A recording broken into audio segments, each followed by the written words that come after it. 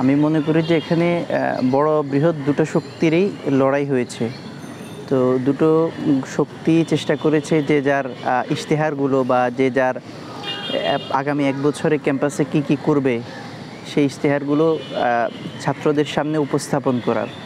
আর আমাদের দেশীয় সংস্কৃতিতে দেখবেন যে আমাদের জাতীয় নির্বাচনে মানুষ যাচাই বাছাই না করেই দুটো বা তিনটা পক্ষের যে কেউ একটাকে ভোট দিয়ে দেয়। কিন্তু এখন পরিবর্তিত পরিস্থিতিতে বিশেষ করে এই গত 16 বছরের যেই গণরুম গেস্ট রুমের যে কালচার সেটা পরিবর্তন হয়েছে এবং ছাত্ররা মনে করেছে যে যাদেরকে নির্বাচিত করেছে তাদেরকে নির্বাচিত করার ফলে হয়তো যে গণরুম গেস্ট রুমের যে কালচার সেটা পরিবর্তন হবে।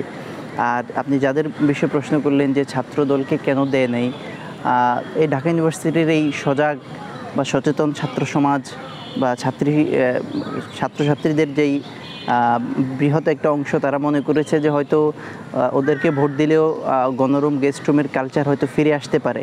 এই একটা আশঙ্কা থেকে সবাই ইসলামপন্থীদেরকে বিশেষত যে ছাত্র শিবিরের যে প্যানেল ওই প্যানেলকে বৃহৎ একটা ভোট বিপ্লব ঘটিয়েছে বলে আমি মনে করি। এখানে আদর্শের জয় পরাজয় নিয়ে কথা। ছাত্র শিবির 5ই আগস্টের পর থেকে তাদের যে অ্যাক্টিভিজম তারা সেটার মাধ্যমে প্রমাণ করেছে যে তারা ছাত্রদের সাথে আছে।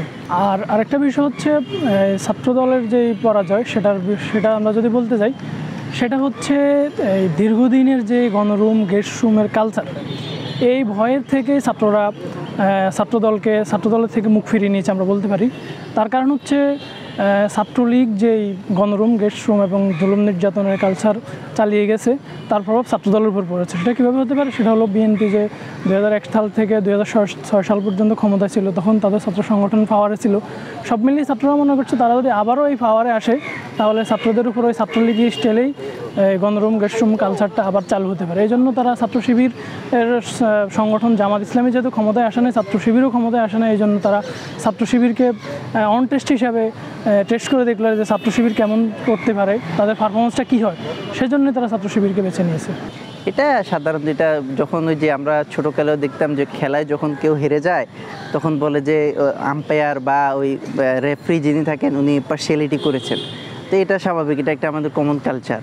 এটা আমি যদি জিততাম ভোট খুবই সুষ্ঠু হতো, এখন আমি হেরে গিয়েছি এই কারণেই বলছে যে ভোট কারচুপি হয়েছে। বা এখানে কারচুপির তো কোনো ইস্যু আমরা দেখতে পাইনি। আমরা যারা ক্যাম্পাসে ওই দিন সারাদিন ছিলাম দেখলাম যে ভোটাররা একেবারে স্বতঃস্ফূর্তভাবে ভোট দিয়েছে এবং স্বাধীনভাবে। আমরা তো কোনো কেন্দ্রে কোনো ধরনের ঝামেলারও ওরকম কোনো সংবাদ শুনতে পাই নাই যে এখানে কারচুপির অভিযোগে ভোট বন্ধ আছে বা এরকম কিছু। এটা হচ্ছে একটা জাস্ট প্রোপাগান্ডা ছড়ানো হচ্ছে।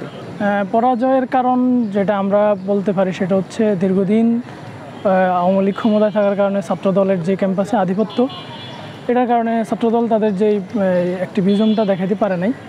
আর সব মিলিয়ে ছাত্রদলের যেই ছাত্র সংগঠন ছাত্রদেরকে নিয়েই হওয়া এই কালচারে ছাত্রদল এখনও পুরোপুরি আসতে পারে না, যেটা শিবির এবং ছাত্রলীগ গত 17 বছরে করতে পেরেছে। তারা একেবারে ছাত্রদের পর্যায়ে নিয়ে এসেছে ছাত্র সংগঠনটাকে। কিন্তু আমরা ছাত্রদলের দিকে যদি খেয়াল করি দেখব যে বিবাহিতরা ছাত্রদলের সভাপতি, বিবাহিতরা ছাত্রদলের ফুস্টেড নেতা, এইটা ছাত্রদলের এই পরাজয়ের জন্য এবং ছাত্রদল পিছিয়ে পড়ার জন্য এটা একটা কারণ। আমি বিশ্বাস রাখি এবং আশা রাখি। আর যেহেতু এখানে কাজের সম্পূর্ণ যে শক্তি বা সক্ষমতা যে তাদের আছে এটা আমি বলবো না, তারা চেষ্টা করবে এবং ইউনিভার্সিটি অথরিটি যদি তাদেরকে সম্পূর্ণ সাপোর্ট দেয় তো আমি আশা রাখতে পারি যে তারা তাদের কাজের 100% না হলেও অন্তত 80%, 90% বা 70% হলেও তারা এটা বাস্তবায়ন করবে বলে আমি বিশ্বাস করি।